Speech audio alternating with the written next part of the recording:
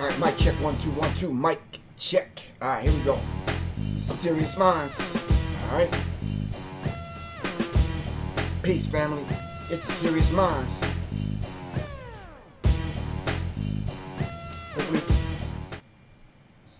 Oh, it's clear. All right.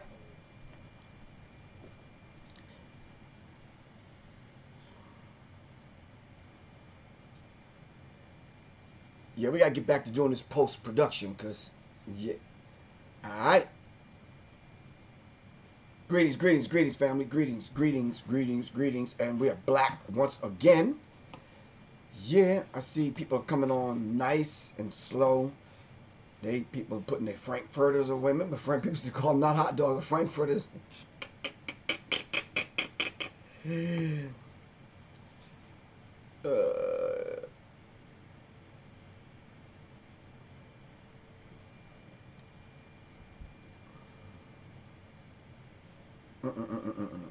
Anyway, all right. Divine name of the Supreme Being. I want to greet everyone. Peace.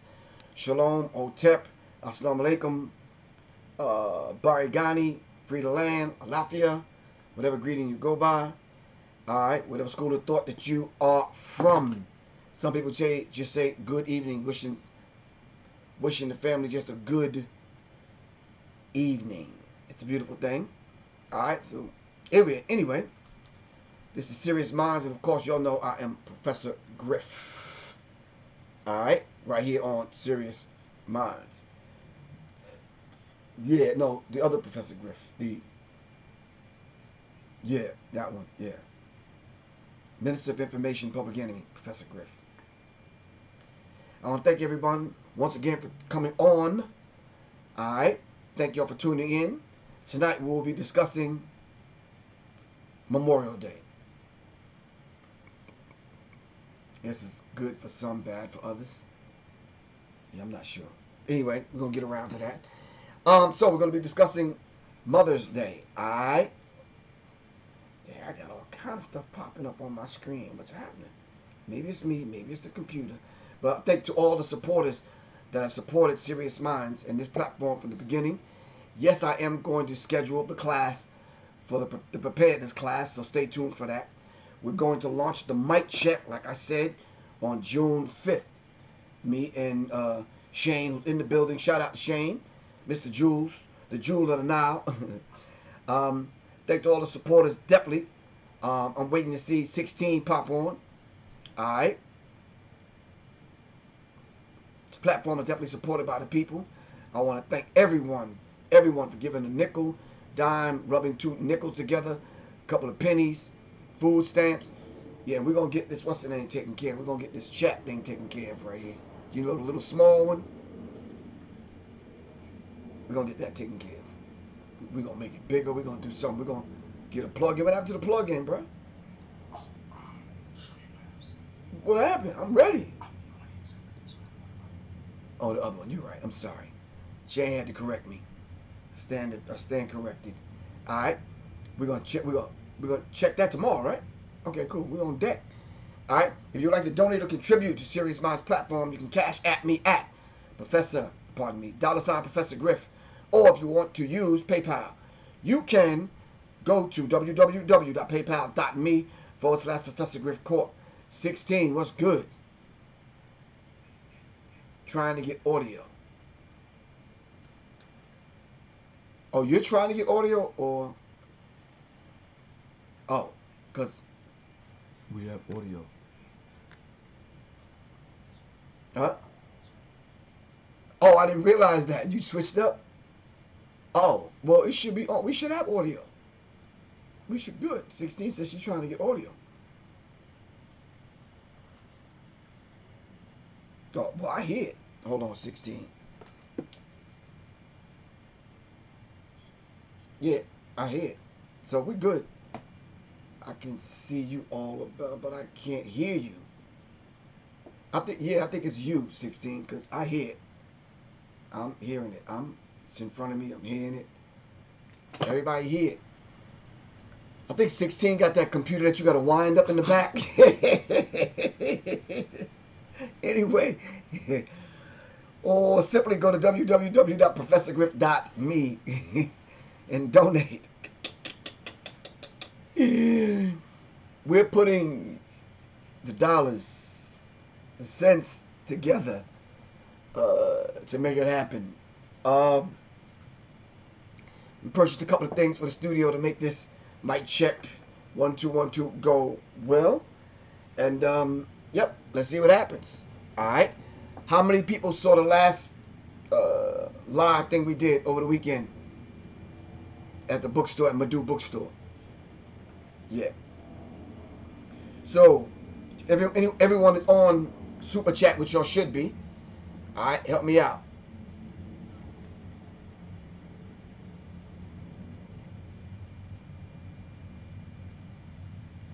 All right. Hold on.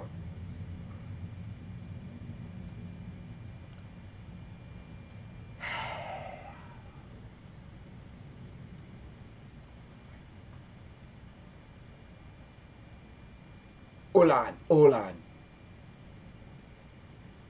Don't go anywhere.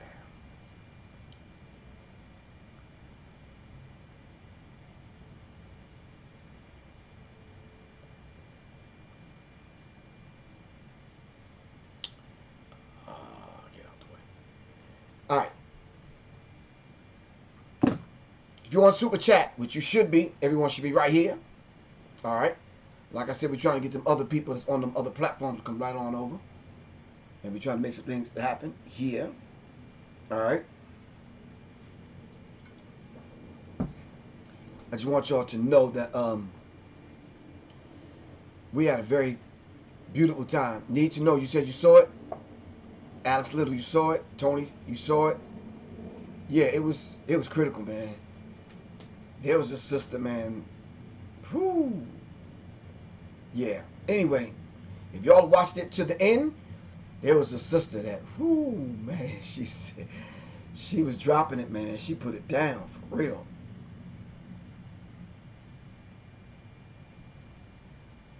Anyway, if you're here on the Super Chat, you simply have to hit the $ and say, Griff, yo, here's my food stamps for this evening. I got you, bro. All right?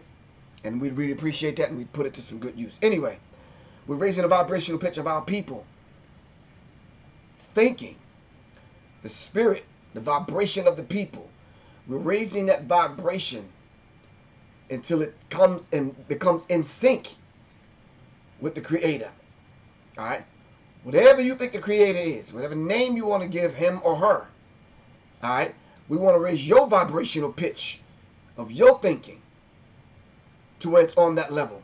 Then we can truly say, ye are all God's children of the Most High God. All right? Okay.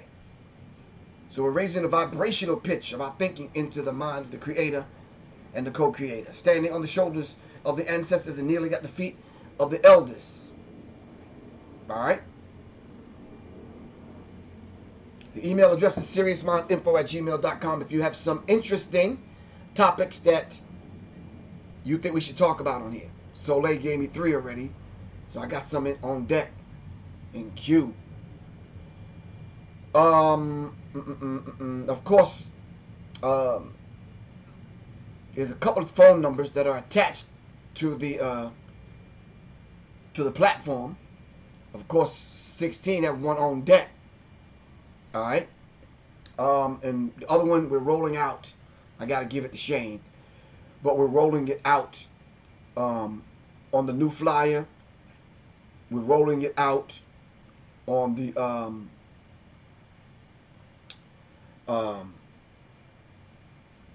when we roll out the mic check 1 2 1 2.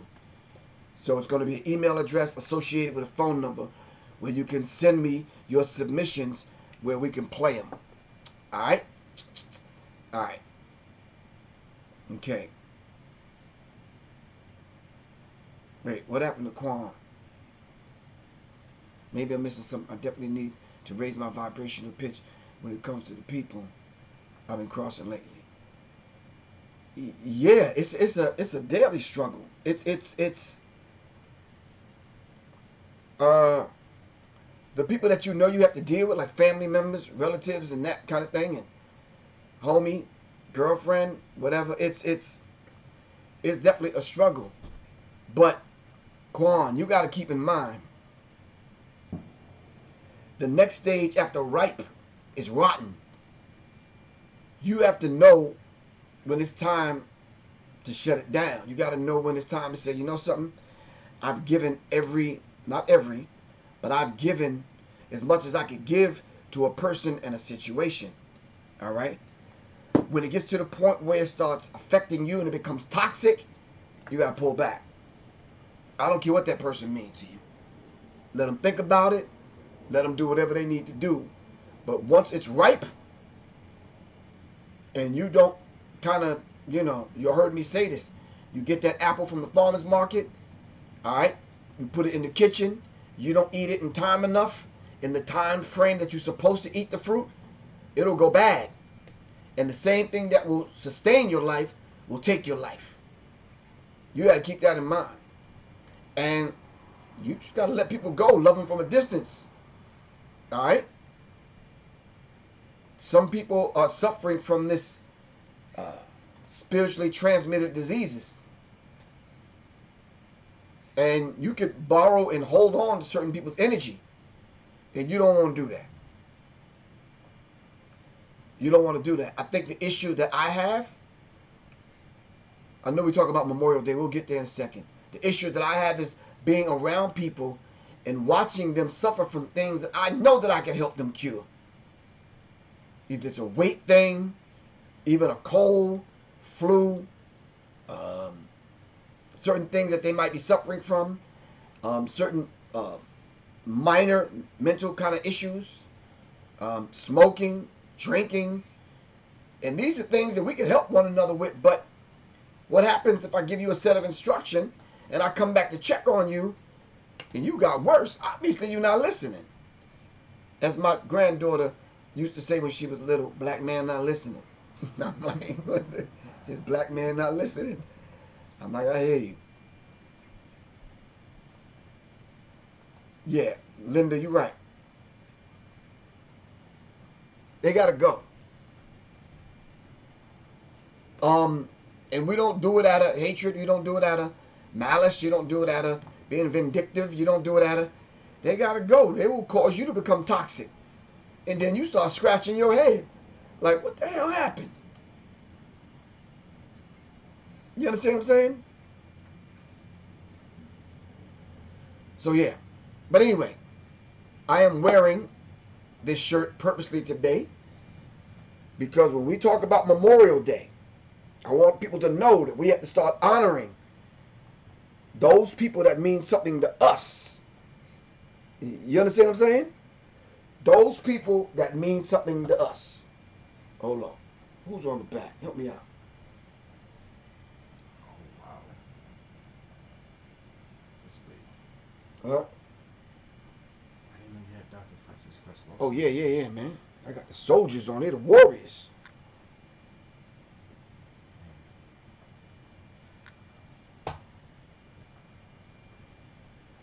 So this is what we should be doing on Memorial Day. So the first question I want to ask and put out there so we can start this conversation and begin this dialogue. Yeah, Hassan Burton, I'm trying to contact the dude I even got this from. So we could get some more. So we need a woman's shirt. You understand? You know what I'm saying? We need a shirt with just MCs on it that's positive. Yeah.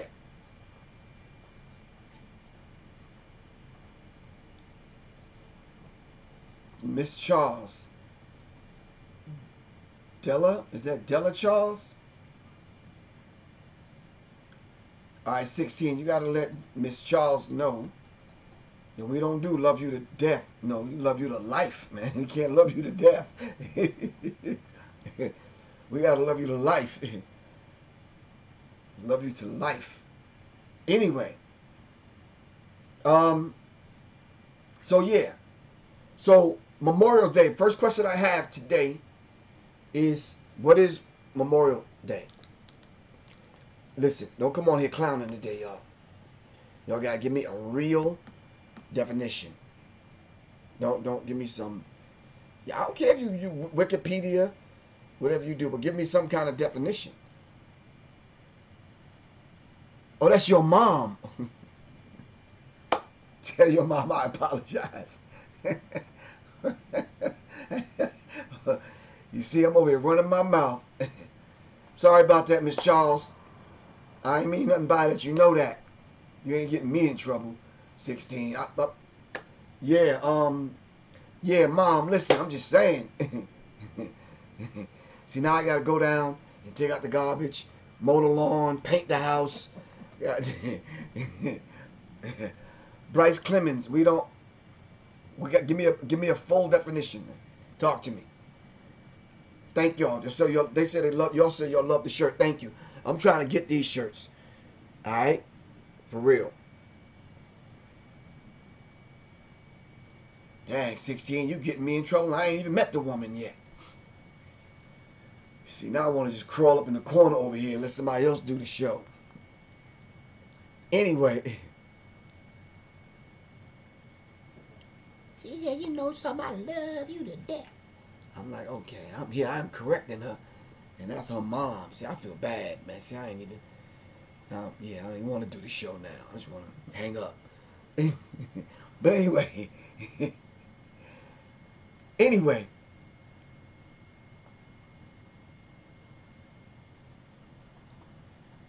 so let me finish. Memorial Day. So if Memorial Day is about honoring the fallen soldiers, so the fallen soldiers of what is the question I want to ask right now. So there's a clip that I do want to play, and I need everybody to get this. And 16, this is at... the name of the clip is Black History of Memorial Day. It's a very short clip, but I want people to get the link because I want people to play it in case they're not on the broadcast live tonight. So I want them to get it because this is something that we have to pass on. So when we start talking about the origin of these holy days or unholy days or just holidays, all right, we have to begin to get to the root, and that's exactly who gave us this clip. It's the website called The Root. All right, let me see if I can cue it up and guess what?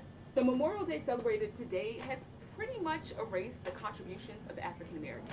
But no, you already hear what she just said. First known as Decoration Day, Memorial Day became a national holiday in 1971. But Memorial Day's traditions actually date back to the days of the Civil War. John Logan, a Union Army general, typically gets credit for founding the holiday. Here's how it really went down. The year was 1865. The Civil War was raging, and Charleston, South Carolina was a hot mess. White people were like, we out. But thousands of black people, many former slaves, remained. At the time, many Union soldiers were being held prisoner in a converted racecourse. At least 257 of the captives died because of the horrific conditions, and their bodies were discarded in a mass grave. Ultimately, the Union won, and a few weeks after, the Confederacy surrendered, and they packed up and left Charleston. A group of black workmen dug up the bodies, then reburied them to properly honor the fallen. They built a fence around this makeshift cemetery with a sign over the entrance saying, Martyrs of the Racecourse. Now, that's half of it. All right? But we need to understand the dynamic and what's going on here with this thing that we constantly see from white people in America. Constantly erasing the contributions of black people and the efforts and the history and the things that black people contributed to build this country, to make America what America is today. Truly making America great. And keep in mind, like I said over the weekend, great don't necessarily mean good. All right, so let's listen to the rest of this. I spoke with Professor David Blight, an American historian and scholar who's credited with bringing this story to light. They held a huge parade, and it was about 10,000 people, led by black children, carrying armloads of all kinds of flowers. They paraded around the racetrack, and then they gathered as many as could fit into the cemetery compound about 3 or 4 black preachers read from scripture. A children's choir sang, and they sang America the Beautiful, if you can believe it. But still... Wow, he's a white professor, and he said, if you can believe it, America the Beautiful. See, now you know that's not the lens that we view America through, all right? But tonight's program is not going to be about bashing America. We should make it about having a discourse, having a dialogue, having a conversation, developing an understanding of what would it take to correct aspects of history. So when we do go to celebrate, because you celebrated today, don't play it off. You was barbecuing, not barbecuing. You was barbecuing. You understand what I'm saying? You had your hand over your heart. You done hoisted up the flag. You done sang the Star Strangled Banner. You understand what I'm saying? You done cried crocodile tears for America. You did all of that. Stop playing. You have.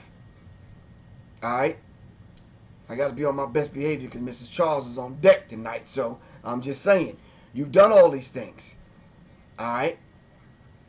Anyway. Still, hardly anyone knows about it. On May 1st, 1865, is in effect the first original performance of Memorial Day, but it was created by African Americans. Excuse me? Did he say that was created by African Americans? Memorial Day was created by African Americans. Did he say that? This is the white professor talking. This ain't Griff. All right? Go to the Black History of Memorial Day. This is him talking. So if it was created by us, I went on the TV and the internet today. I ain't seen nothing about the fallen soldiers of black people. The black people who are the fallen soldiers. Did y'all? Help me out. No, just help me out. I'm just saying. I might need some help right now.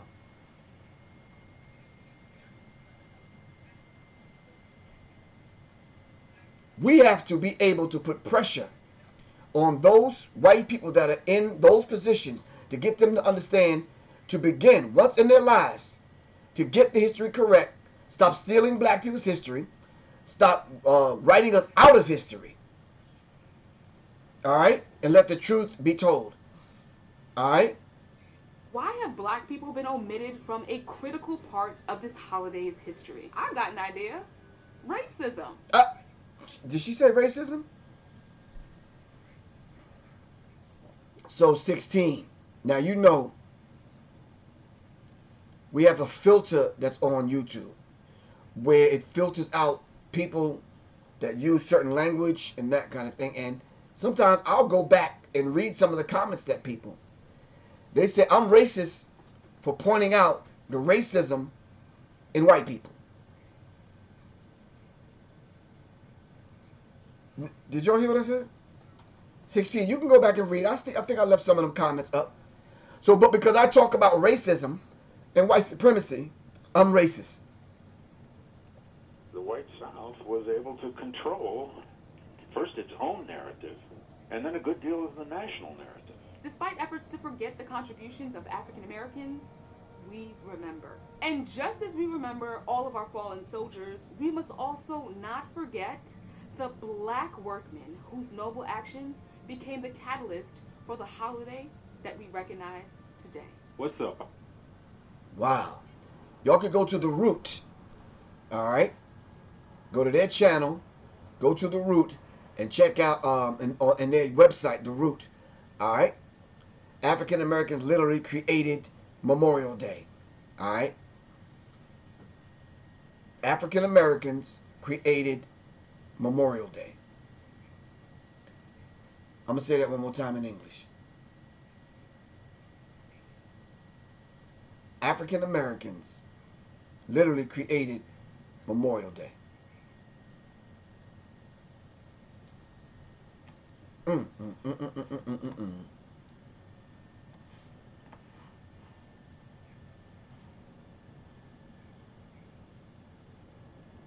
So I pulled up this other thing because I really wanted to go with the Star Strangled Banner. You understand what I'm saying? And we need to figure out what the Star Strangled Banner is actually saying. And then the history of the Star Strangled Banner. We're going to talk about that in a minute. But I forgot to mention, the men and the women that you see on this particular shirt, all right, where is the monuments, plural, that we should have built to honor them? What day is that we take out to honor them? All right. So I pulled this thing up called the 25 things you should never. Pardon me. The list of 25 things. Originally, the 25 things about Memorial Day. All right, and it talks. Hold on, let me see something real quick. Patriotism consists not in waving the flag, but in striving that our country shall be righteous as well as strong.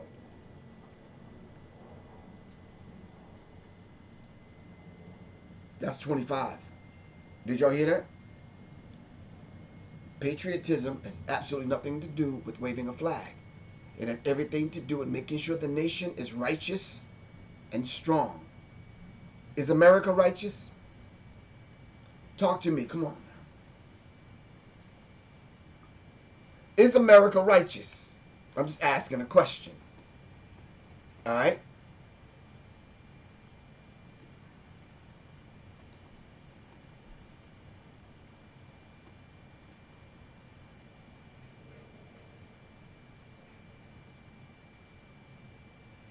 If America is strong, did black people participate in making America strong? Now, I got instructions from 16 to let everyone, give people a chance to answer. So that's why I'm pausing, because y'all know I talk fast.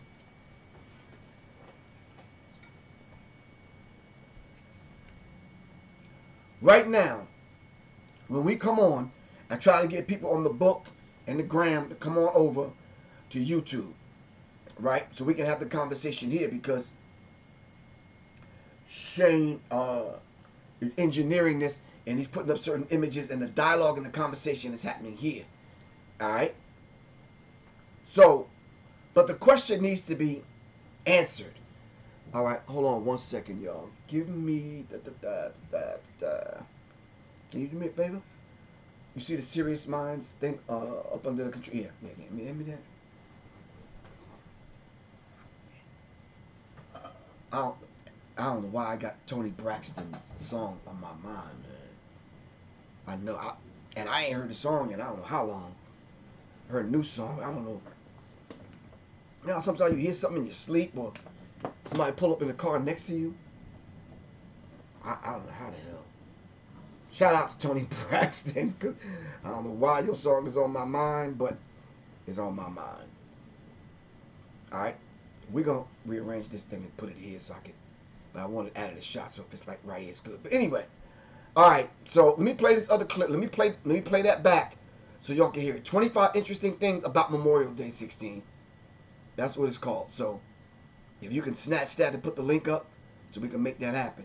I'm just going to let y'all know right now, the way the show is, the level that we've got it to, all right, we can not do the show without 16's efforts and Shane, definitely. And then when I'm out and about, of course, Hustle. All right. And then all the people that come on a consistent basis to support the platform. So just from me to y'all, thank y'all very much. Really appreciate that. Thank you. Shane did a marvelous job in making it look the way it looked. It's a beautiful thing. We're able to get dialogue. We're able to get a moving ticker tape to let people know where to donate. The logo is there. All right, we're able to get some visuals right here, I think. Yep, on this side, right here. Anyway, all right, so let's hear this again. James Bryce. Hold up.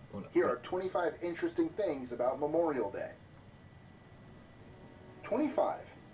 Originally commemorating the Union and Confederate soldiers fallen in the American Civil War, Memorial Day was formerly known as the Decoration Day.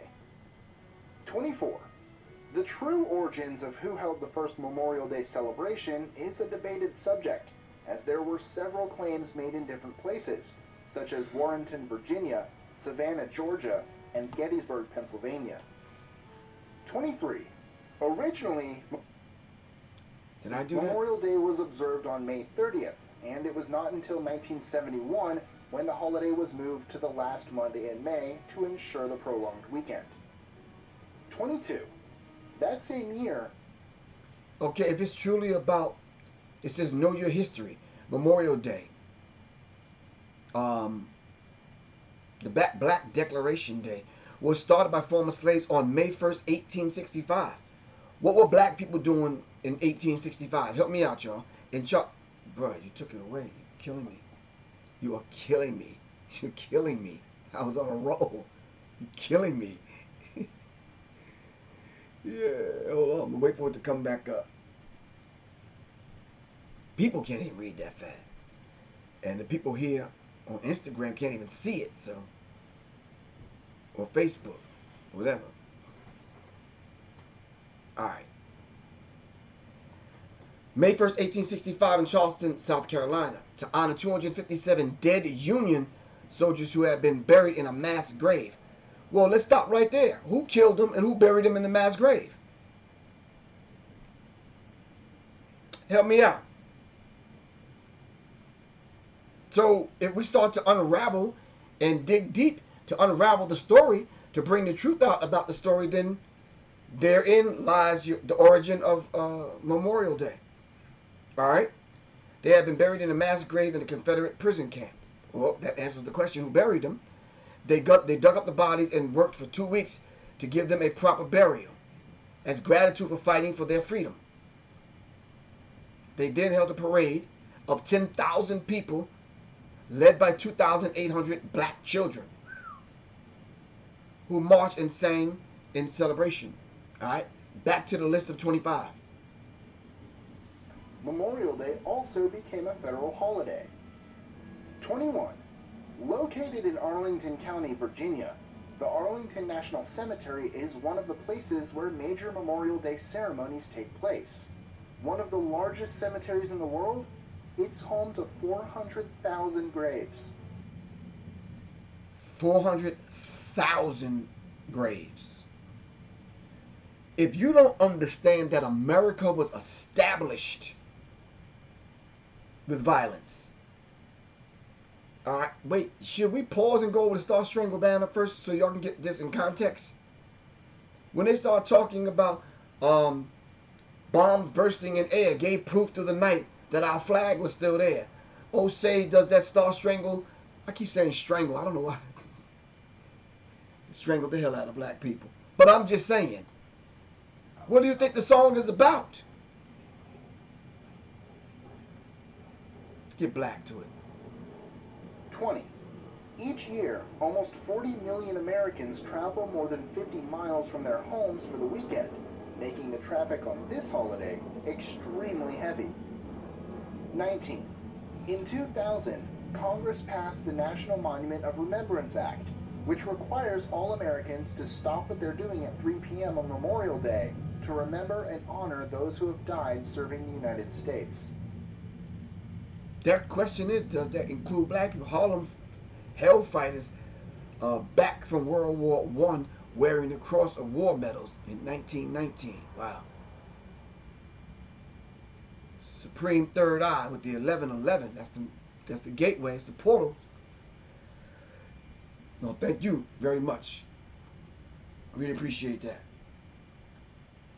You know what I got to do real quick? I got to have Shane sit here for a second to look at what I'm looking at.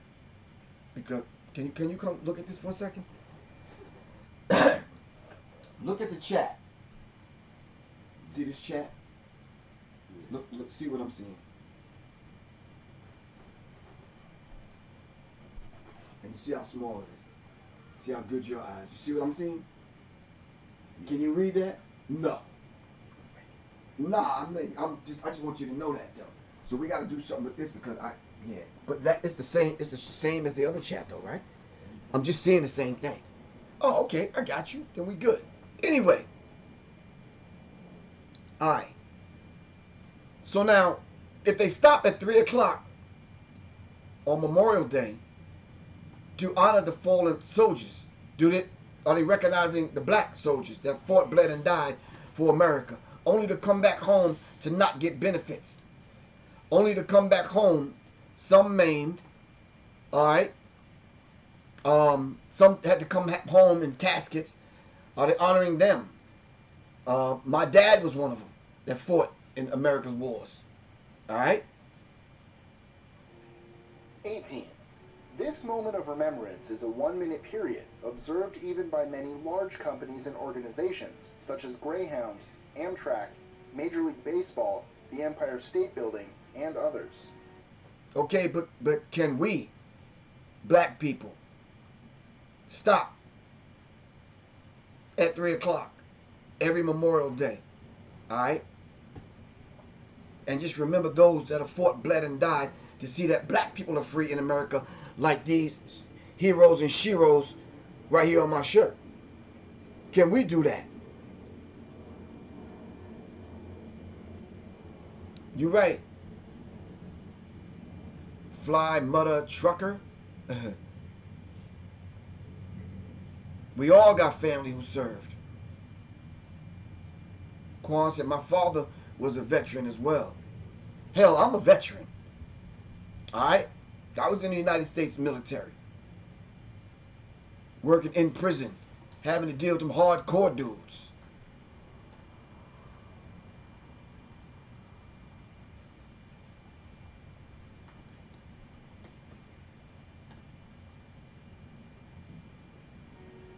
"17.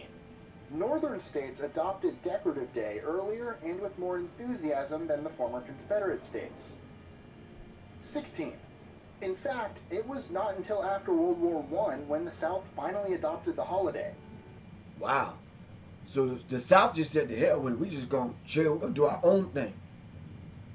So way later on, way after World War I, that's when they decided, yeah, okay, we're gonna recognize the holiday.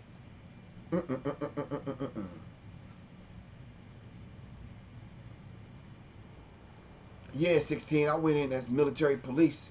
Ended up working as a correctional specialist in prison, Fort Leavenworth Prison. One of the meanest, toughest, baddest prisons at that particular time for the military.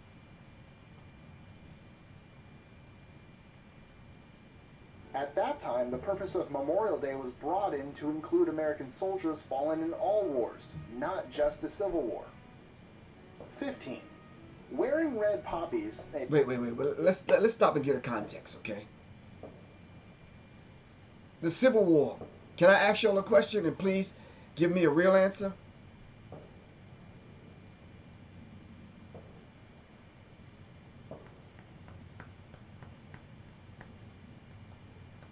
Did black people fight on both sides? Where were we at in 1865? And why did black people fight on both sides? The Union Army and the Confederate Army.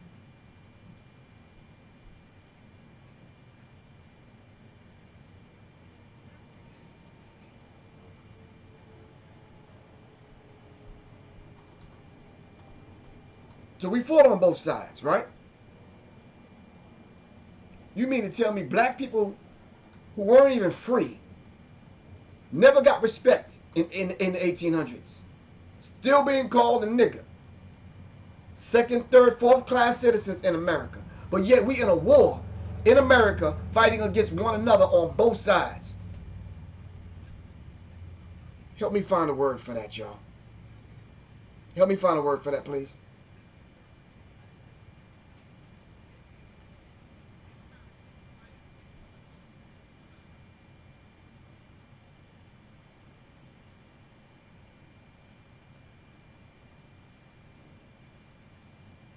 Someone just said sad. Let's move forward. A popular Memorial Day tradition, originated from a poem called In Flanders Field, written by Lieutenant Colonel John McCrae in 1915. 14. In 1924, when faced with a shortage of poppies from French manufacturers, a first artificial poppy factory was created in Pittsburgh, Pennsylvania. It employed veterans who needed work. 13. On Memorial Day, bikers hold an event known as the Rolling Thunder Run. In this annual motorcycle rally, participants raise awareness of prisoners of war and those missing in action. 12. Held in Washington, D.C., the rally started out with some 2,500 participants in 1988. These days, it is a major event with almost 1 million bikers and spectators involved. 11. There's also a PGA Tour golf tournament held on or close to Memorial Day weekend since 1970. Now you talking about bikers and golf and double dutch and damn marbles and bubble gum and no mention of black people.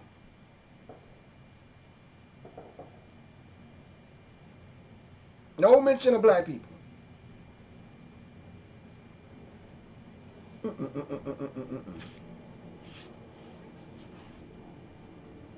76. Known as the Memorial Tournament, it's played in Dublin, Ohio. 10. Apart from the federal Memorial Day, some southern states also celebrate what is usually called the Confederate Memorial Day.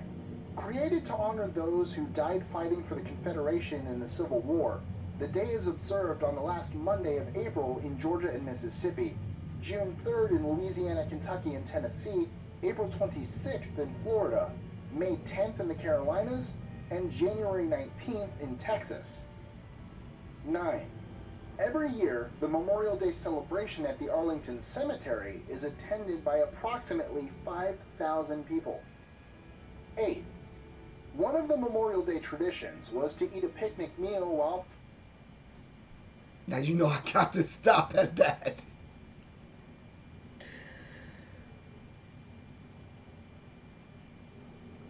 One of the traditions was to eat a picnic meal.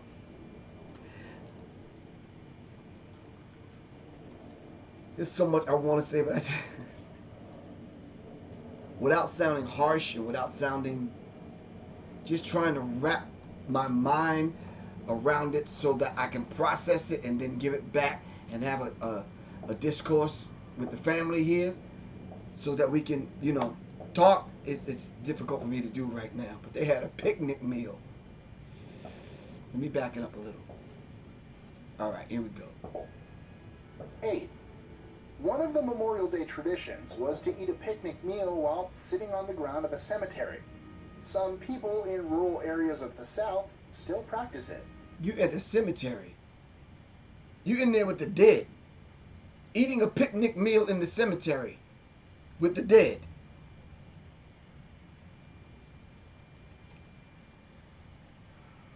And these are the people that we follow.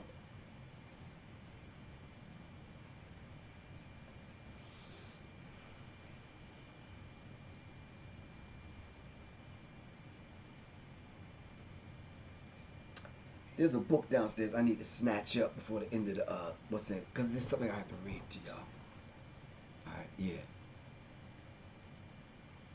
Thank you, Sir Christopher.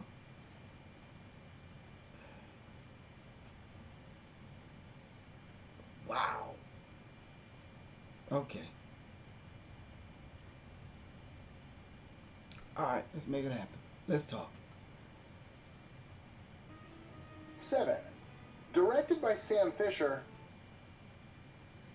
No, not the fake character from Splinter Cell. There's a 2012 film called The Memorial Day. The plot revolves around a 13-year-old boy who finds his grandfather's foot That's not me, bro. locker from Buffering. World War II. 6. We did it. They hit it. On Memorial Day, stripped of the U.S. African. flag is raised briskly to the top of the pole and then solemnly lowered to the half-mast position, where it remains only until noon.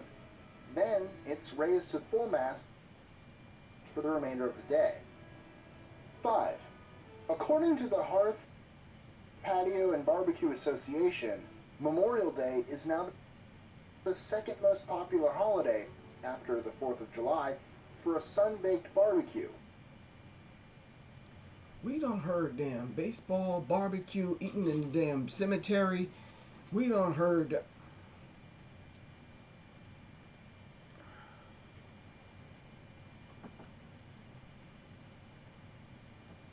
Did not the scripture say, come out of her, my people, and be not partakers of her sins, because her sins have reached the heavens? and someone brought the in-office memo now to God in heaven and said, look, man, they tripping like a mofo down there, bro. You might want to check that out. Woo, come out of her, my people. With 53% of people grilling on the holiday. 4. The longest running Memorial Day parade takes place in the town of Ironton, Ohio, where Mr. Paulie Fields, sir, can you hit me up? I need you to send me an email, sir. SiriousMindsInfo@gmail.com. I need to hear from you. they have had a parade every year since 1868. 3. The first Memorial Day speech was given by James Abram Garfield, then an Ohio congressman and later American president, at Arlington National Cemetery that same year. 2. Two of the biggest car races of the year take place on Memorial Day weekend. Car races, fucking picnics, eating in the cemetery.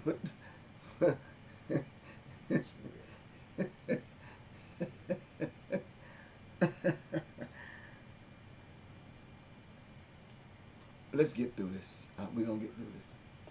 NASCAR's Coca-Cola 600 in Charlotte, North Carolina, and IndyCar's Indianapolis 500 in Indiana are both held on the Sunday preceding Memorial Day. 1.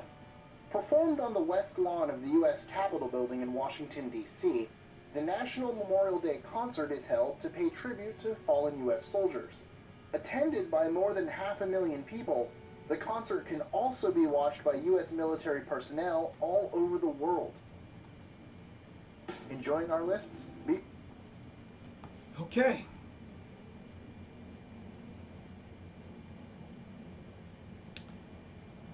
All right, yeah. Shoot, Be sure to click that subscribe. I don't even know what to say. I'm like dumbfounded, man. All right, the Star Spangled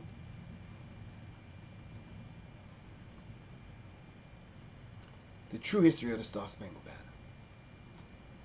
Hold on. Can y'all rock with me until what time is it? Shortly after 10. Is that cool with everyone? Can y'all do that? If you're here on the what is this, the gram or the book? If y'all on Instagram, can y'all come on over to YouTube? It's www.youtube.com. Hold on for a second, everybody. On YouTube.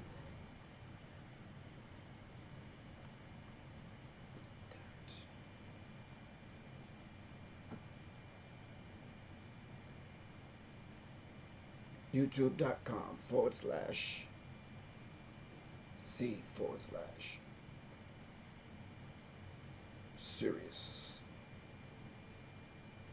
Mindz post. Come on over. Alright? Love y'all to life. Peace. We got to go. Come on over to YouTube. Peace, y'all.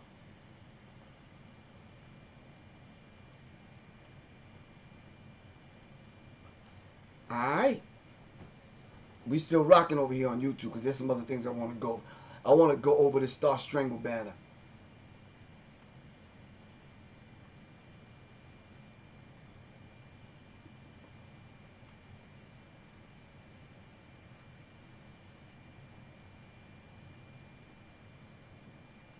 One second.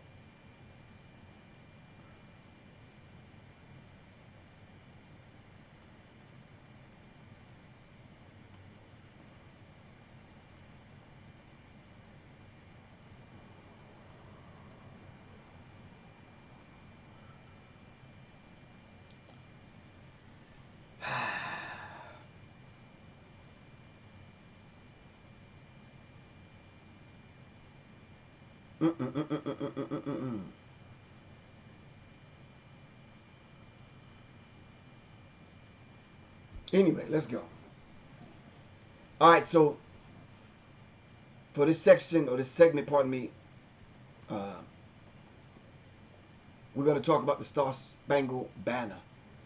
All right, so 16. What I'm pulling from.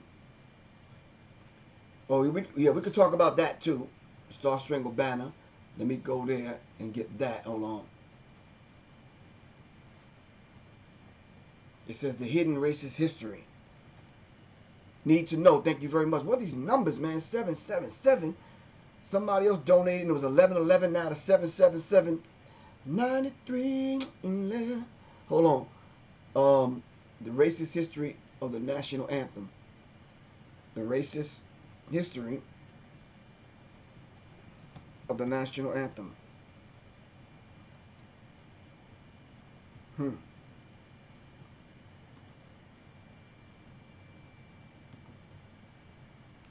Is the national anthem racist?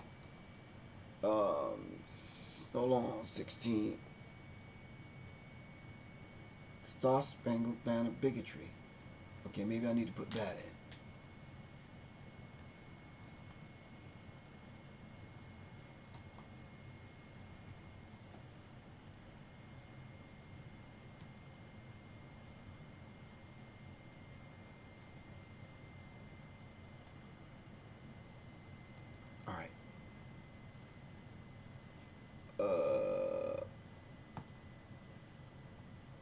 I guess that's it. I'm not sure, but alright, we'll work our way up to that 16 because the root. Hold on, let me see it from.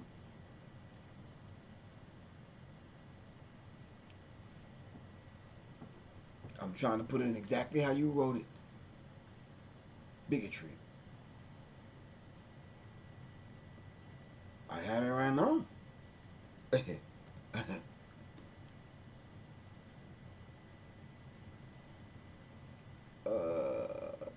How racist is the Confederate flag? Blah, blah, blah, blah, blah.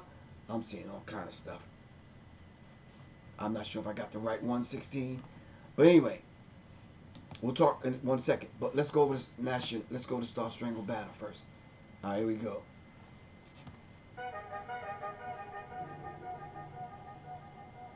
Is this coming through clear? The audio. Oh.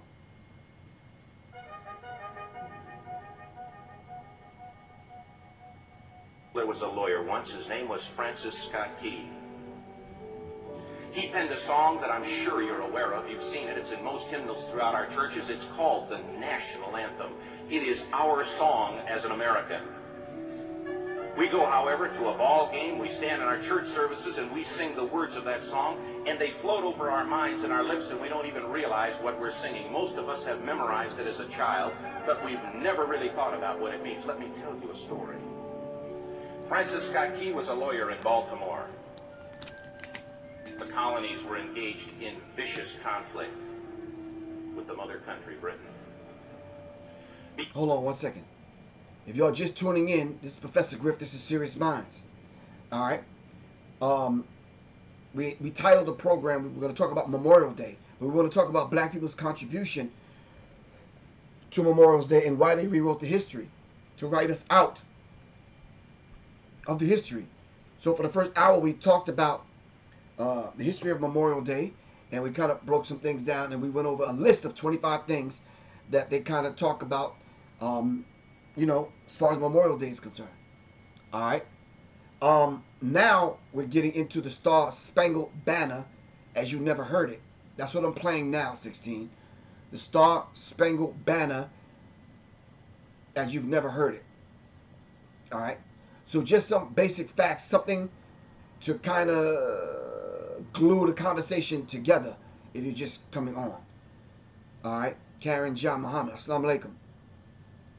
Alright, so maybe y'all can join in on the discourse, the dialogue, and the conversation. We would like for y'all to come over here on YouTube so that we can kind of dialogue. www.youtube.com/C/Sirius Mindz. Alright, let's continue. Because of this conflict and the protractedness of it, they had accumulated prisoners on both sides. The American colonies had prisoners and the British had prisoners. And the American government initiated a move. They went to the British and they said, let us negotiate for the release of these prisoners. They said, we want to send a man out to discuss this with you. They were holding the American prisoners in boats about 1,000 yards offshore. And they said, we want to send a man by the name of Francis Scott Key. He will come out and negotiate to see if we can make a mutual exchange. On the appointed day, in a rowboat, he went out to this boat and he negotiated with the British officials, and they reached a conclusion that men could be exchanged on a one-for-one basis. Francis Scott Key, jubilant with the fact that he'd been successful, went down below in the boats, and what he found was a cargo hold full of humanity, men. And he said, "Men, I've got news for you tonight. You're free." He said, "Tonight I have negotiated successfully your return to the colonies." He said, "You'll be taken out of this boat, out of this filth, out of your chains." As he went back up on board to arrange for their passage to the shore, the admiral came and he said, "We have a slight problem." He said, "We will still honor our commitment to release these men, but it'll be merely academic after tonight. It won't matter." And Francis Scott Key said, "What do you mean?" He said, "Well, Mr. Key," he said, "tonight we have laid an ultimatum upon the colonies. Your people will either capitulate and lay down the colors of that flag that you think so much of, or you see that fort right over there, Fort Henry?" He said, "We're going to remove it from the face of the earth." He said, "How are you going to do that?" He said, "If you will, scan the horizon of the sea." And as he looked, he could see hundreds of little dots. And he said, "That's the entire British war fleet." He said, "All of the gunpowder, all of the armament is being called upon to demolish that fort. It will be here within striking distance in a matter of about 2.5 hours. He said, "The war is over. These men would be free anyway." He said, "You can't shell that fort." He said, that's a large fort." He said, "It's full of women and children." He says, "It's predominantly not a military fort." Now, this is something that you might hear in history class.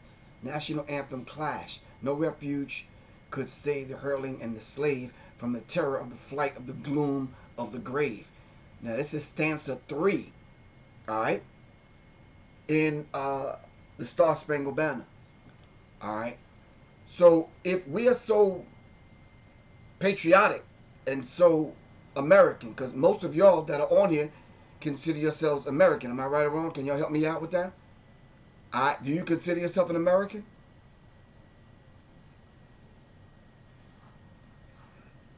Do you consider yourself American?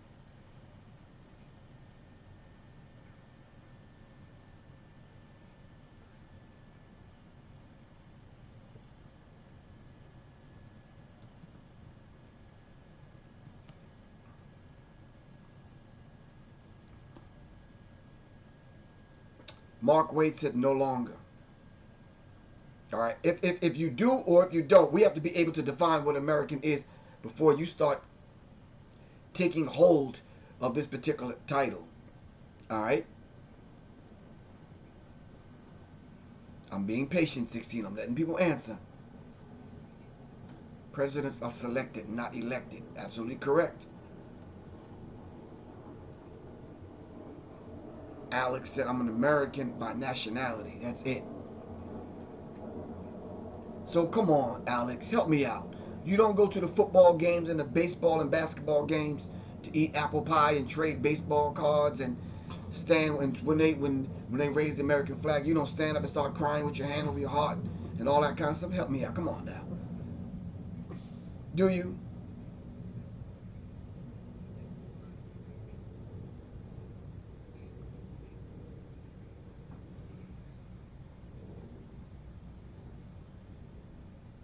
Kim Chambers Hodges said absolutely not.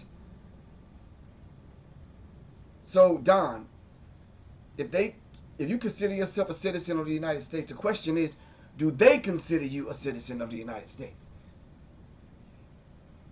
All right?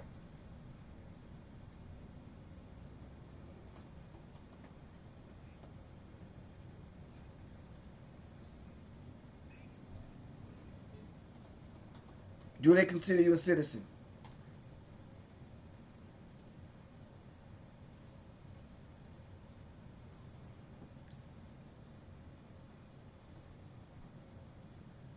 No.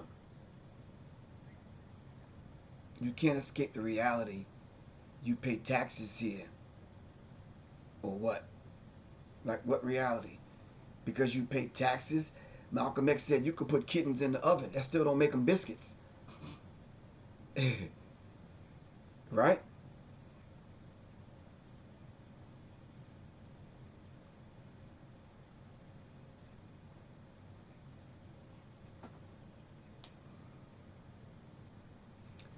Okay, I hear you. Okay.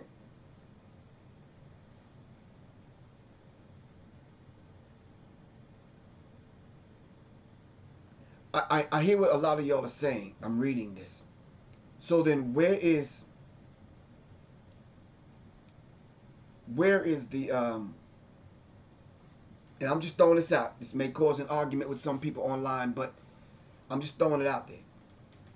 Where is the celebrations, or what are the holidays of the people that claim that they're not Africans, or they're not they were never slaves, their people were never slaves? Where are those people at? Do they get together anywhere?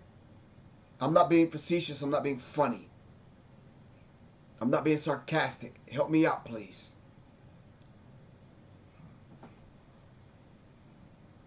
Just Me said, I am a teacher and I never stand when they play that song. Reasons: no equality, no justice for all. We're all one nation under God, and that is it. We are barely recognized as citizens or humans. You're absolutely correct, Just Me. All right? I'm just throwing the question out there, and I'm not being funny. Just help me out, y'all. Where are those people at that claim that they were never enslaved and their people were never enslaved Africans, blah, blah, blah, blah, blah. Y'all know the whole story of these people. Where are those holidays at? Where are those traditions at? Where can I find them? And where do those people get together? And can I go to the meeting?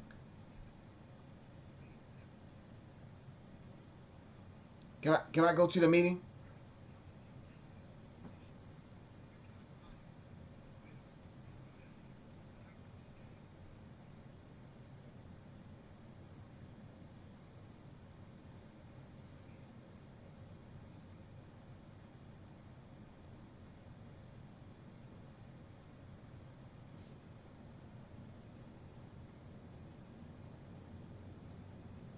No, like, why they put Black History on the shortest and coldest month? Okay, we got that, Paulie. They were all enslaved. They're lying.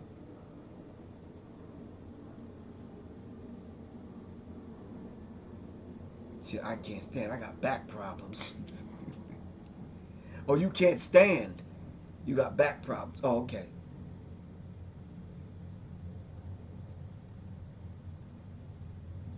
Please help me out. I'm asking a very critical question. All right. Ponder the question, and then we're going to get back to that. All right.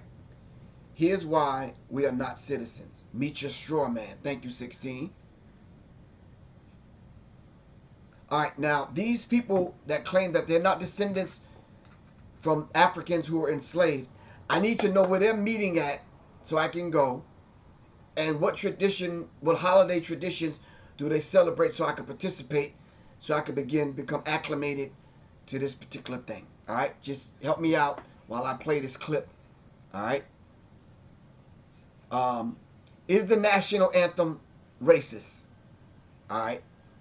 So if you could put that on the screen, 16, we'd really appreciate that. All right. So this guy is a football player, I'm told. I'm not a sports guy. And he's been making a lot of headlines by refusing to stand during the national anthem. In interviews, he said the protest is to take a stand against police brutality. Is he right? Is he wrong? We're not getting into that. But a few days into that controversy, an article started getting passed around on Facebook that sparked a separate controversy over whether the Star-Spangled Banner is racist. The article, written by Josh Schwartz for TheIntercept.com, points specifically to this line: "No refuge could save the hireling and slave from the terror of flight or the gloom of the grave." Now, if you're saying to yourself, I've heard the national anthem before and I don't remember there being a bit about slaves, that's because what we think of as the national anthem is actually only the first verse of the national anthem. The national anthem is actually 4 verses long, based on a poem written by Francis Scott Key called The Star-Spangled Banner. The rest of the poem is largely about the American flag flying over a fort after a battle and using that image as a symbol for the resilience of the United States of America. So why does the poem stop to take a hard left turn and do a quick touchdown dance around the idea of running down and murdering slaves? For some context, we'll have to explain a little bit about what was happening at the time. The poem, The Star-Spangled Banner, was written during the War of 1812, or as most history classes build it, the Revolutionary War Part II. This time, the reasons are murkier. The U.S. said it was started because Britain kept harassing their ships and trying to impose trade restrictions. Britain says it was started because the U.S. wanted to make a land grab for their colonies in what is now Canada. Either way, in July of 1812, the U.S. declared war and Britain was not prepared for this. While they had some troops to defend their colonies in North America, the bulk of their force was spread halfway across the world, engaged in a battle with this guy. Since that wasn't going away for a few years, Britain bolstered their North American force by basically teaming up with anyone who had a beef against the U.S. That includes militias from their northern colonies, Native Americans, or even using impressment, which is basically capturing Americans and forcing them to fight for the crown. And British forces quickly realized another group of Americans that might have a pretty good reason to want to defect: slaves. So as British ships raided U.S. towns, they basically put out the word that any slave that made it into British hands would be free men. And they kept their word. Thousands of slaves escaped and were resettled in British territories, and a few hundred even agreed to join the fight against the U.S. By 1814, things were going relatively well for Britain. British forces managed to get all the way to Washington and burn the White House to the ground. But when they made their big push for Baltimore, there was a hiccup. Did the British make their way to Washington and burn the damn White House down? This white on white crime. Did we just hear that correctly? Help me out, y'all. They burned the damn White House to the ground. So is this not white on white crime? All right, help me out. All right. Feel free to watch them whenever. Okay, cool. Let's go. Here we go. They attempted to barrage Fort McHenry, and the fort held. That bought the people of Baltimore enough time to set up defenses for the British attack. Francis Scott Key bore witness to the battle. He was being held on a British ship, negotiating for the release of American prisoners. Once he was released, he wrote the Star-Spangled Banner based on what he'd seen during the battle. The bit about the hirelings and slaves was sort of talking smack about how the people who teamed up with the enemy got beat down. So there's almost certainly a racist component. Throwing in a jab about how you beat someone down for having the audacity to not want to be owned by you certainly isn't great. Unfortunately, if you put even a shallow amount of research into early American history, you're going to find a lot of people who are racist, because back then most people were crazy racist. Francis Scott Key, the author of the poem, was also a prosecutor who tried to get a guy hanged for having in his possession a pamphlet that said maybe enslaving human beings isn't the best thing in the world. I'm sure I'm not the first person to tell you this, but the authors of the Constitution were mostly slave owners. Did they say the writers of the Constitution were mostly slave owners? Did y'all catch that part, or is it moving too fast? Do I need to back it up? Let me back it up a second. Just a little. How about right here? Let's go. In the world. I'm sure I'm not the first person to tell you this, but the authors of the Constitution were mostly slave owners. The authors of the Constitution were mostly slave owners.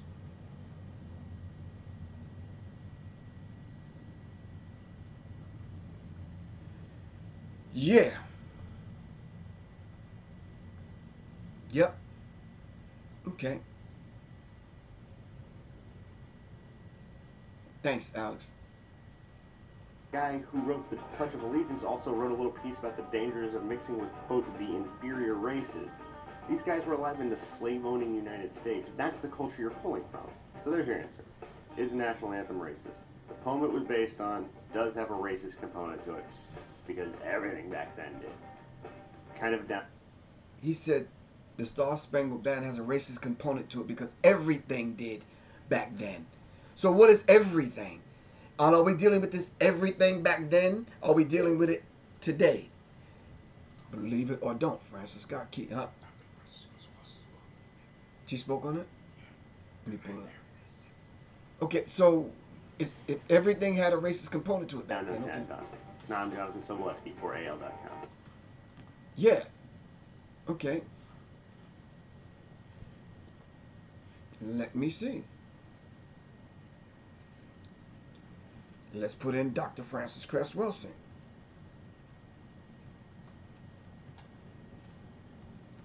And the Star-Spangled Banner.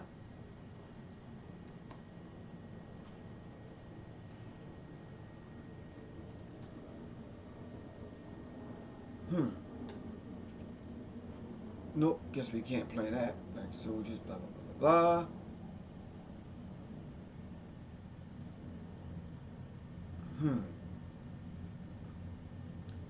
Yeah, Shane, you probably got to text me which one you're talking about.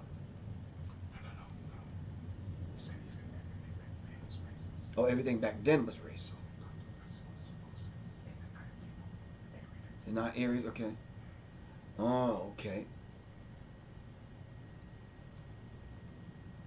Hold on for a second, family.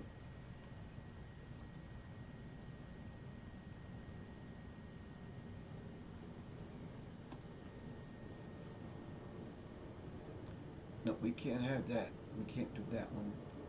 I guess we got to get back to Dr. Francis Cress Wilson. The conversation we're having today is about Memorial Day.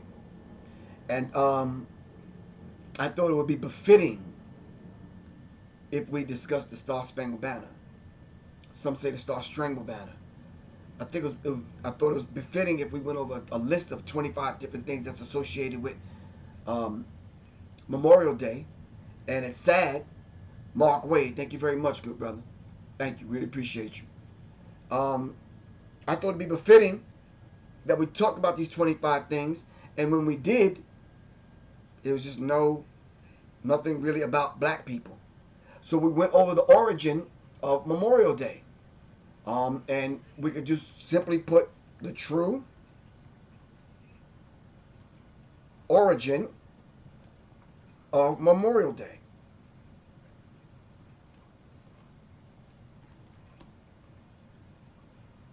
The true meaning of Memorial Day. Okay? The history of the holidays. History of Memorial Day's history. The History Channel. 25 interesting things about Memorial Day is what we went over. The true meaning of Memorial Day. The forgotten history of Memorial Day. There's so many things that you could study to go over the true history. Of course, there's some on here with some bootlicking, handkerchief head, Uncle Tom's on here. Some coons got their little thing on here, talking about why we should support America and just be good old patriotic, and kind of morphed our energy and who we are into the fabric of America and just be all Americans because we're all Americans. No. Absolutely not. Someone on here says, well, isn't Memorial Day about the honoring and memorializing America's killers? Because isn't it about the soldiers that have fought, bled, and died defending America? So I just want to ask a basic question. As long as you've been born, millennials, defending America against whom? Just curious, just putting it out there, just asking a question.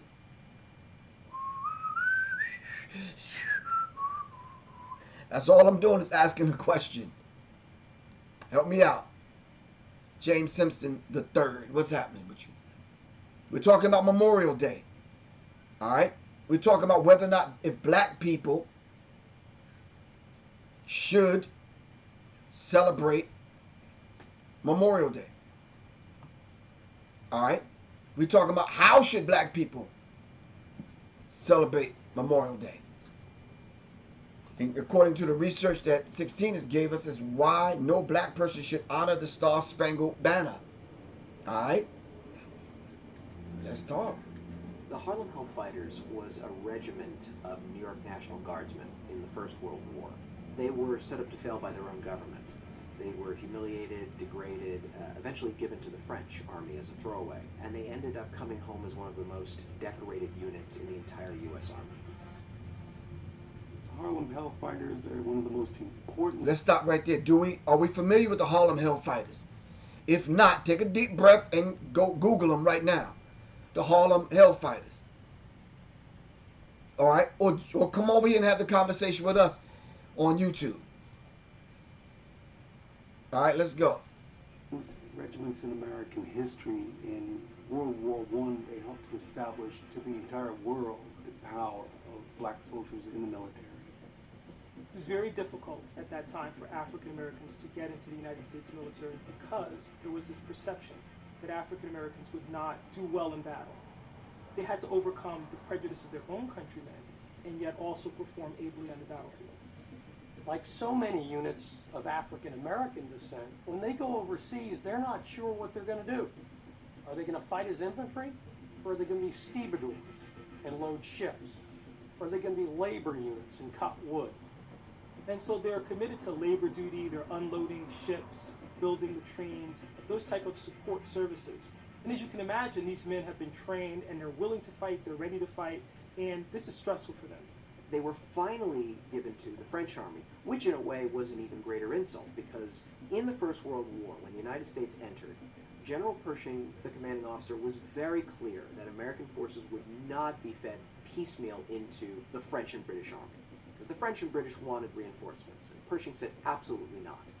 When Americans join this war, they will fight as an American force under an American flag, led by an American general. ... except for the black guys. You can have them.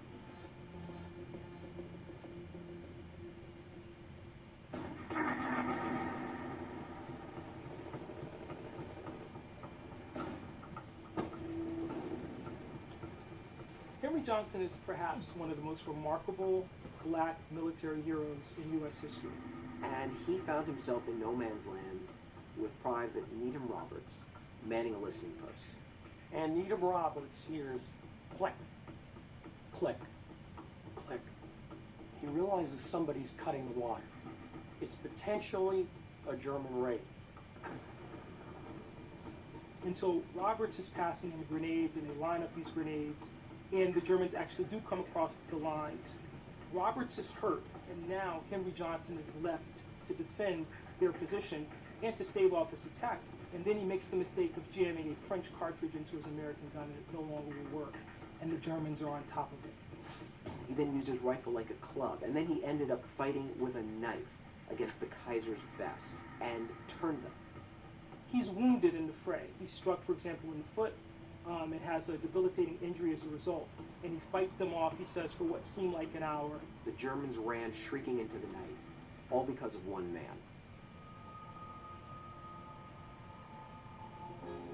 It's not until the next morning that people realize what a tremendous act this was. They discover 4 bodies of dead German soldiers. And they also realize from the equipment and other things that are left behind that as many as 30 may have been involved in this altercation. As soon as he drove off those Germans, the French awarded him the Diplomat. Great honor. Unfortunately, it took about 75 years for the U.S. government to give him the Legion of Merit. Had he been white, he would have walked out of that war with the Medal of Honor.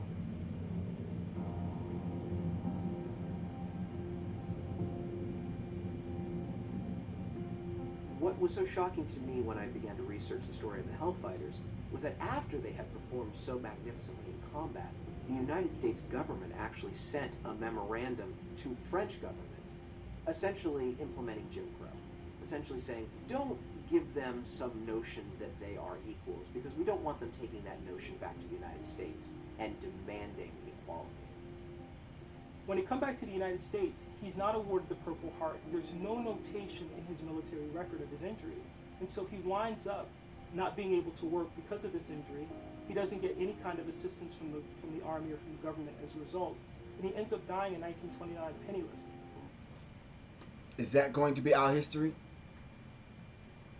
Or are we going to come back maimed and killed? Or are we going to come back and then join these police departments? Like I'm reading right here. It says, Happy Memorial Day, Officer Chris Donner. Because Chris Donner is my hero. This man went to F off and killed a bunch of racist LAPD officers and fought against white supremacy. Salute. Now, I don't know who this is that said this on the gram. But what happens? Do we get our just due for fighting for America? Or do we get the same benefits? Do we get the same recognition? Do black people, are we even honored in America? These are the Harlem Hellfighters. Where's their just due? All right, who honors them? Where is the statue of them? Where's the memorial of them? Where can we go to celebrate them?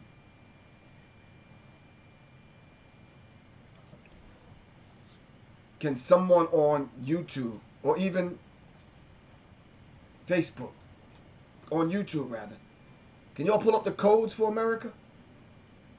What is the codes? What's the code according to the American flag, pardon me? All right. What are some of the things you can and cannot do with the American flag?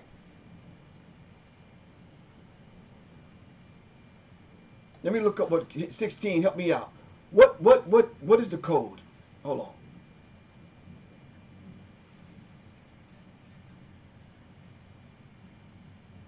The flag. Wait. The codes.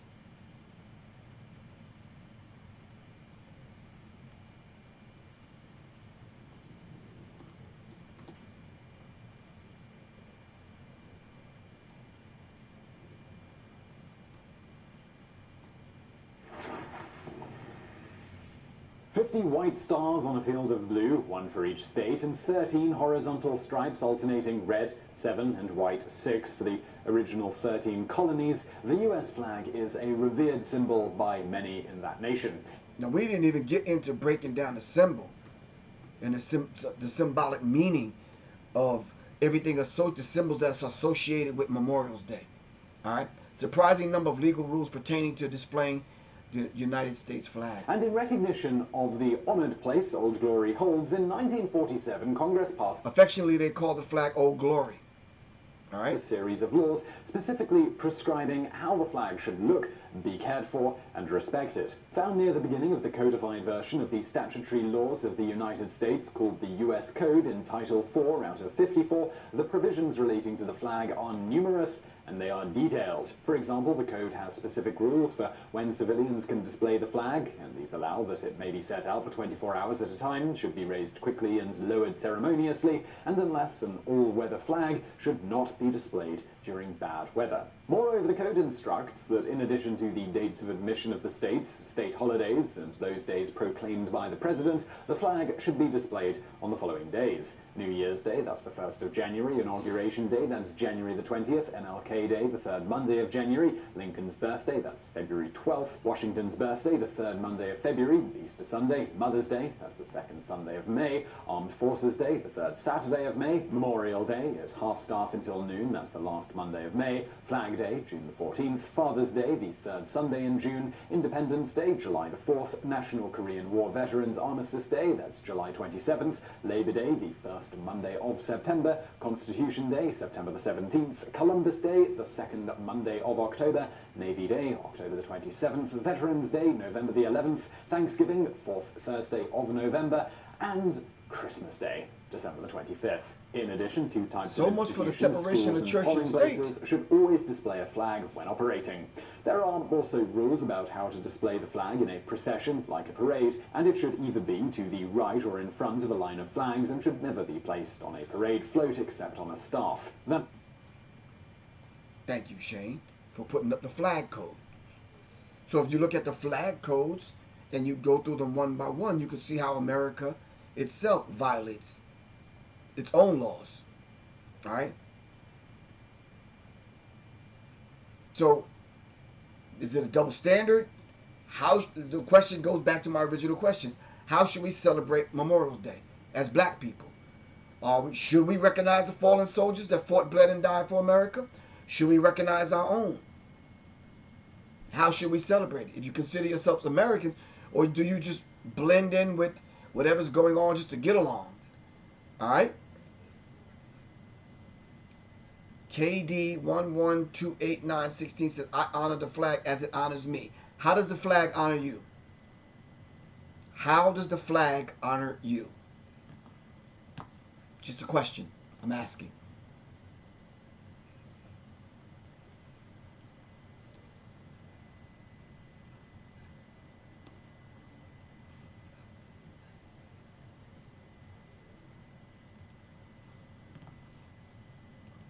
Help me out. I'm just asking a question.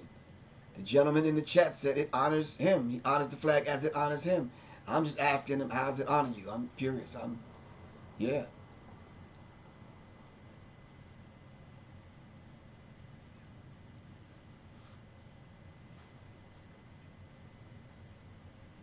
Shane, can you Google, does the United States violate the U.S. flag code? 16, help me out with that. Does the U.S. violate the U.S. flag code in accordance with the section?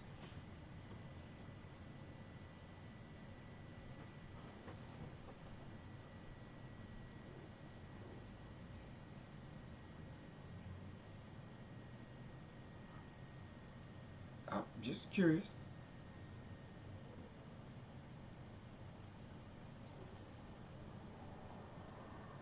Does the United States violate the U.S. flag code?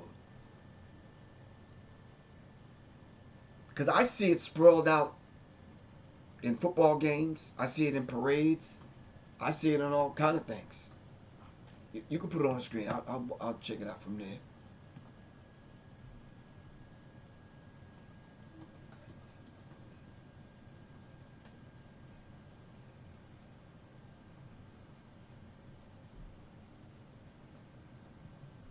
So these are just some of the questions that we're asking. And by right, if you call yourself an American,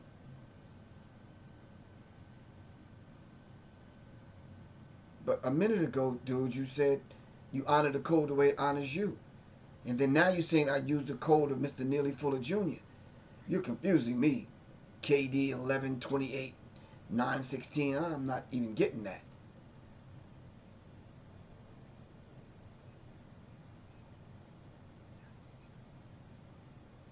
Okay, this dude he's draped in the flag. She's just, was she a stripper or something? Was she a cheerleader? What was she?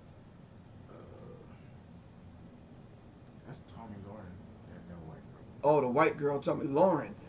Oh, okay, yeah.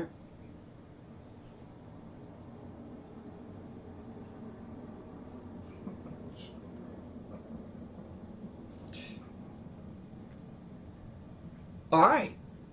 All right, maybe we've overstepped our boundaries. Maybe we've overstayed our welcome.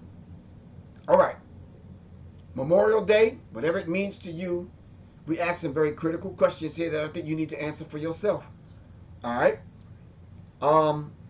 If you're just now like watching this for the first time, these are some of the questions that I think you need to answer for yourself. Most of us on here are pretty sure where we stand with this, but I don't want to try to persuade you into my thinking. I want you to go over the information yourself and you make up your own mind. All right. Anyway, it's the 10:30 hour. Okay. I'm being asked to sit tight. I can. There's some information that we have to get across. Listen, a lot of this stuff is written. It's on the internet. It's written in books. You can get it for yourself if you take your time to study and read.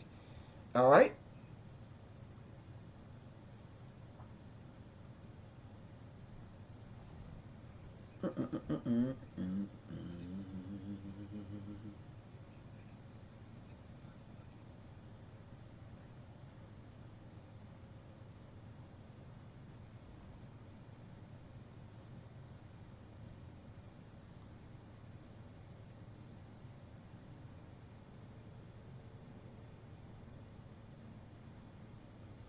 Yeah, Shabaka the Rebel. Of course, they drape themselves in their flag. They do it in boxing events. They drape themselves in the flag and all that other kind of stuff. It says the flag code violations in the news. Okay, thanks, 16. Really appreciate that. So there's not, I mean, that's a double negative. Anytime you come on here, on this platform, on Sirius Mindz, you're going to get information, because we don't want you to just take what we say on face value. We want you to go study it, all right? We want you to be well informed. That's what the platform is about, all right? This is the duty and responsibility that we're charged with, all right? So for myself and everybody that supports the platform, 16 on the moderating, Shane on the engineering, we want to thank y'all for tuning in tonight. And we're going to leave you as we came, with a positive, peaceful greeting. Peace. I'm Professor Griff for Sirius Mindz. For Sirius Mindz, seriously.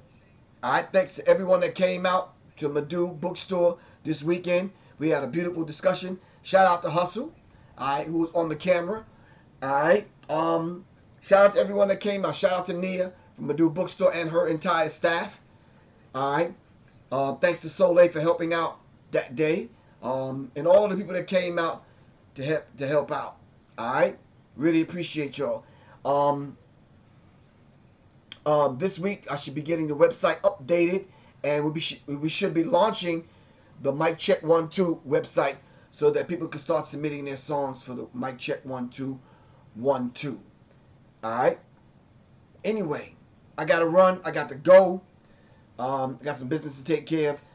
P16, really appreciate you. And yeah, tell your husband, yo, I'm working on that. I'm working on, you know, the technique he showed me. I'm getting it down. All right. I meant to show y'all. Oh, I didn't even bring it upstairs, man. I meant to show y'all, man, how I celebrated Memorial Day. Shout out to Ron Oliver, one of the instructors at the gun range.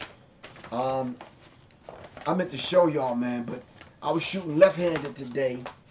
Matter of fact, hold on for a second. Let me go get my target. Let me show y'all. All right, hold on. Be right back. Don't go nowhere. Let me get my target, man.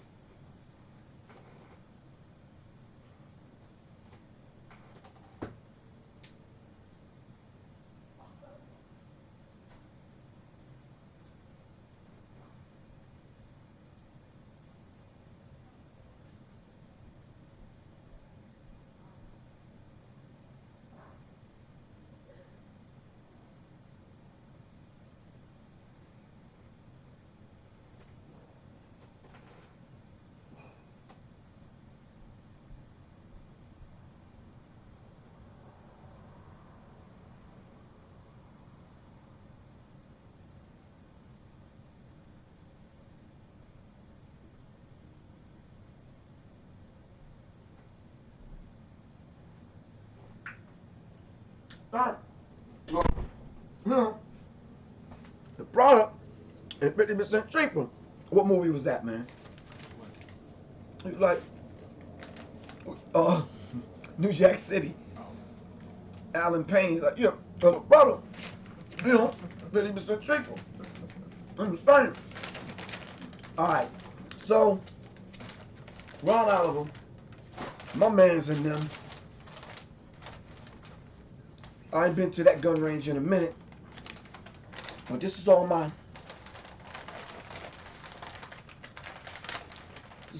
left-handed shots.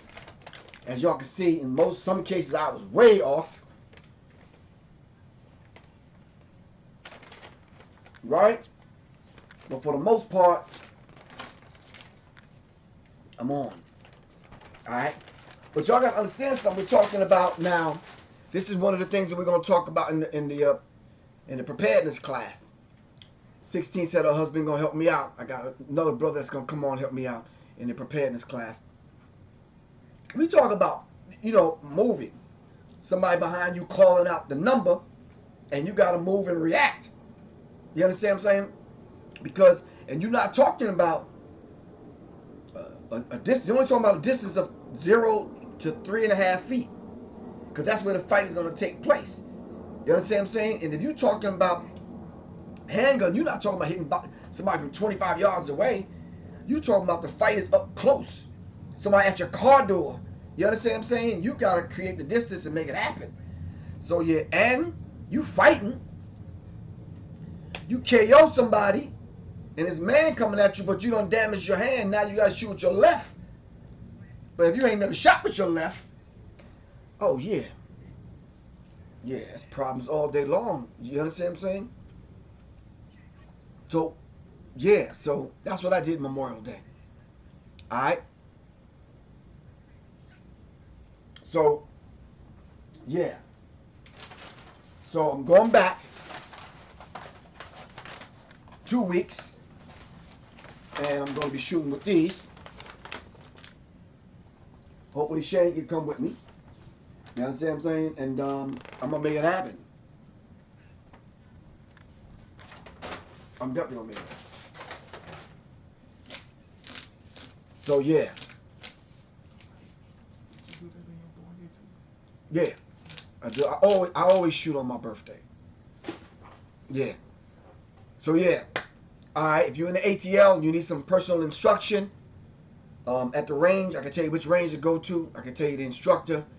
Good dude. Alright, teaches a class. He teaches concealed carry. I do, as a matter of fact. Hold on, let me get one other thing.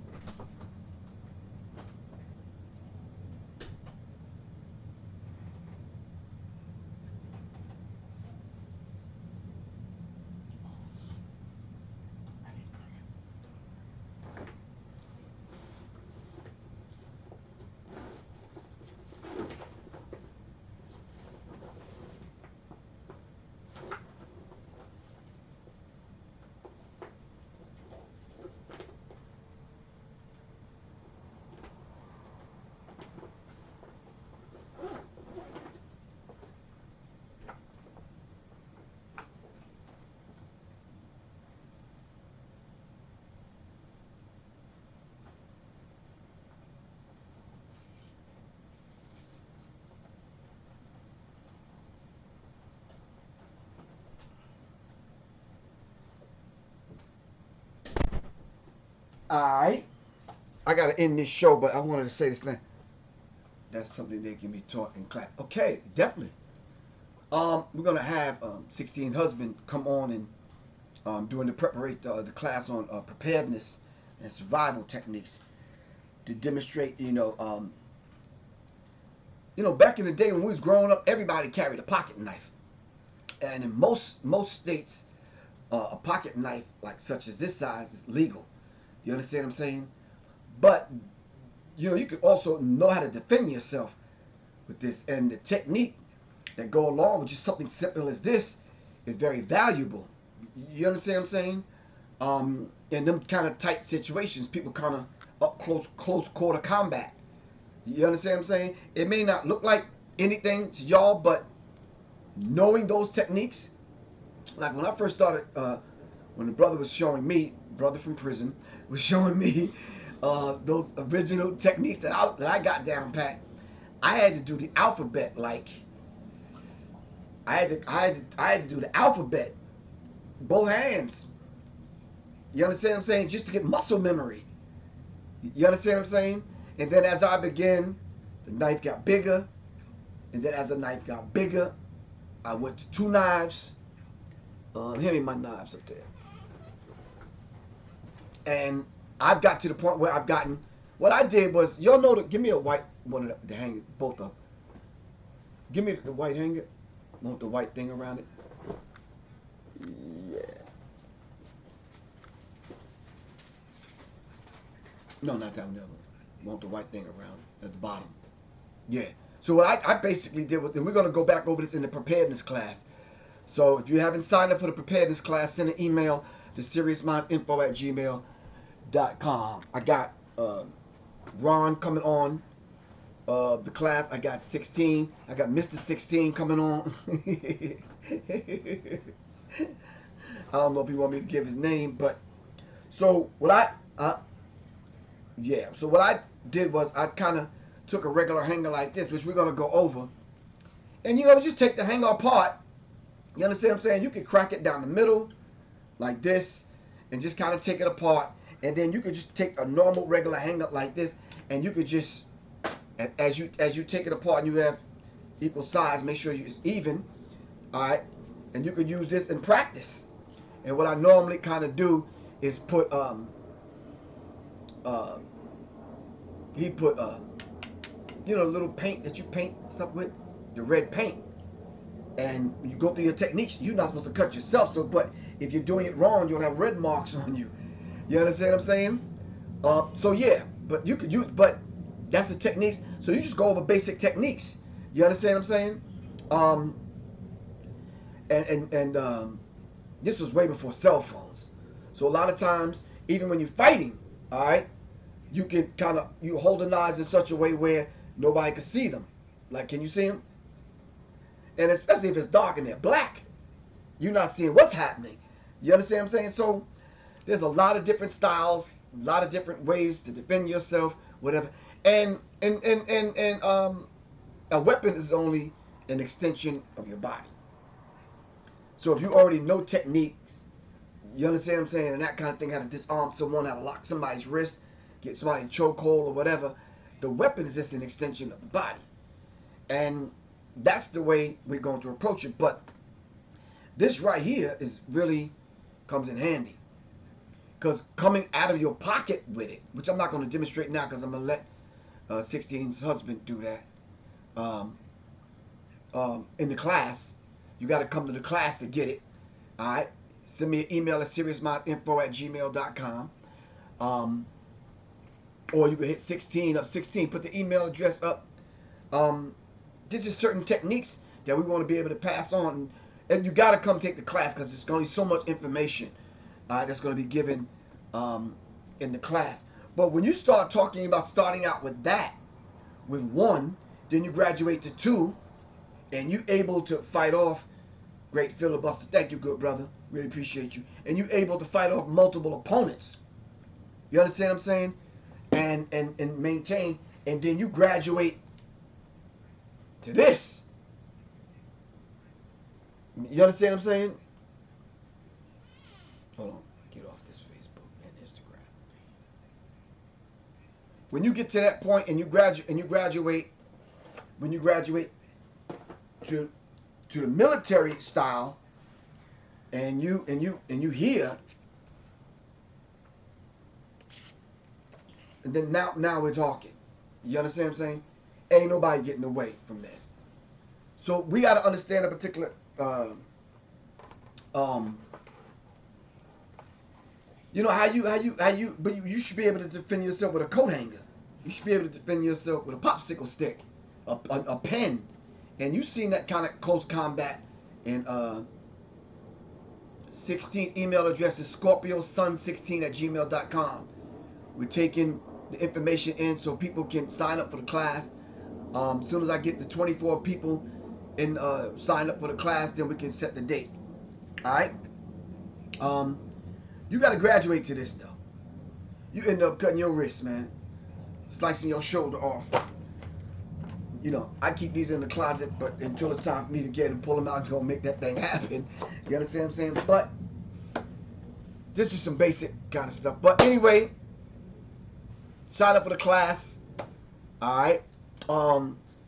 What's coming up? This is oh yeah, me and Soleil this Saturday in Atlanta for Tassili's the Wizards of Raw. Talking about raw food. We're talking about a whole bunch of things. Energy, the auric field. We're diving into some metaphysical stuff. We're diving into some other stuff. It's going to be a different kind of talk. And I'm going to come on live just for a minute so we can continue to keep the family abreast of what's going on. I can't do the whole thing, but we can come on for a minute. All right, Paulie, I hear you. All right. But anyway, I love you all to life. Revolution is not an event. It's a process. This is Professor Griff for Sirius Mindz for Sirius Mindz. Pawns in the game video? They saw the pawns in the game video. Go check out Professor Griff Pawns in the game video on YouTube. What video are we playing tonight? Whatever one you want to play. All right, I love you all to life. I got to get ready to get out of here, man. All right, peace.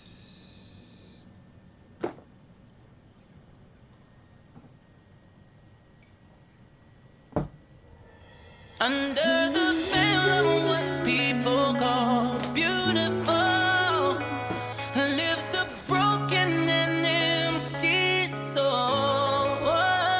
There's a whole lot of pretty faces all around the world, but that's only the physical. You'll never truly know if someone's beautiful until you look under the veil. Under the veil is tales, lies, and secrets. Into the heart and pales dies just seeking. But what you thinking? breaking this veil, blind and bleak when it's your mind and your soul that needs to be deep in. See beauty skin deep. You're a shallow pond. Then there's an ocean of wisdom you need to paddle on. Take a dive in. Many jewels there. Your only interest is surface shit and fool's fare. You're a goddess. Take your rightful place. Tear the veil and stare a bitch right in the face. Divine feminine. Can't be suppressed. Shakti is the energy that we manifest. Queens rule here. We the Debbie tribe. Take a hit of this tantra and feel the Kali vibe. Peel away the cloak. Scrape away the scales and see the truth of what lies behind all the fallen veils.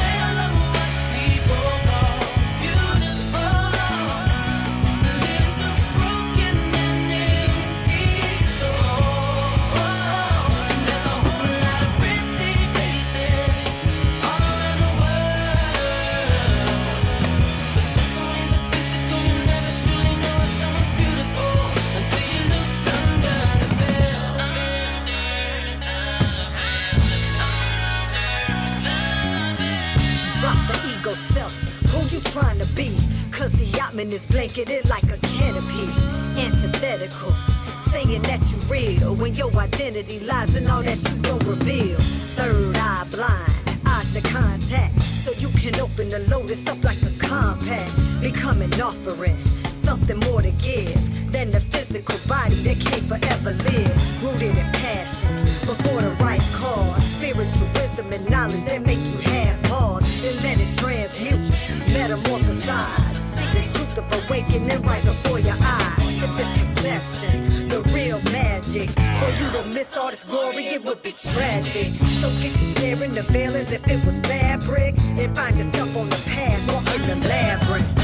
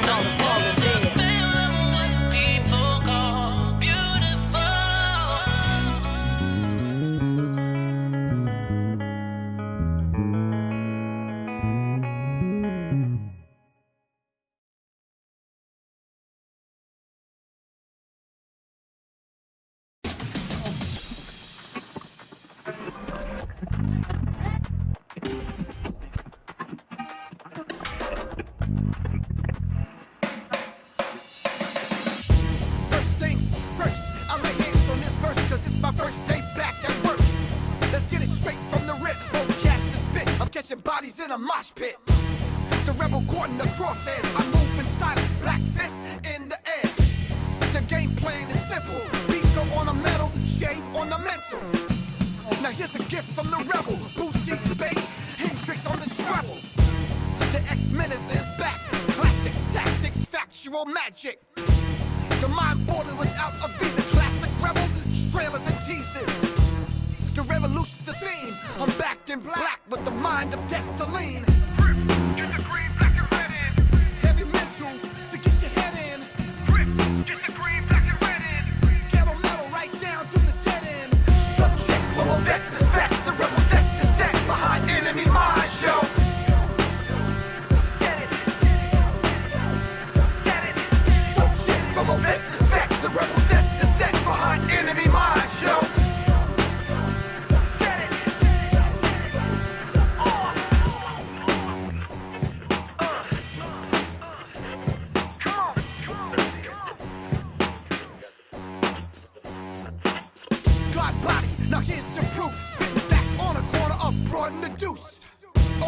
On this conscious shit, hypnotic, soul is toxic, 10%. 1% got me vexed. Actual facts, serious minds on deck. There's level to the script for the radical, factual, mentally fit. The sacrifice meant life or death. When the invade my spirit till I take my last breath. The mau in the blood veins align my chakras to ease the pain. Beats and bars, no verbal confusion. Bruises and scars, no lyrical excuses. Monk and Miles time.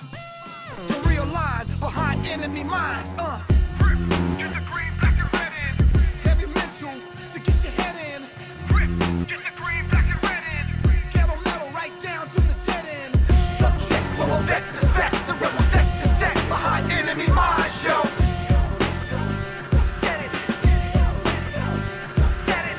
Subject from a vector's facts. The rebel sets the set behind enemy minds, yo.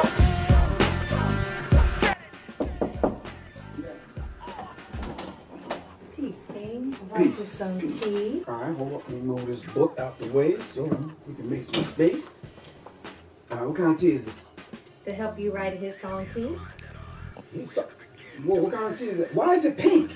Because it's the Gucci tea. That don't even sound like that can go good going down. How's that going to help me pink? It's the brain go-to cola tea. All right. Subject from a vector.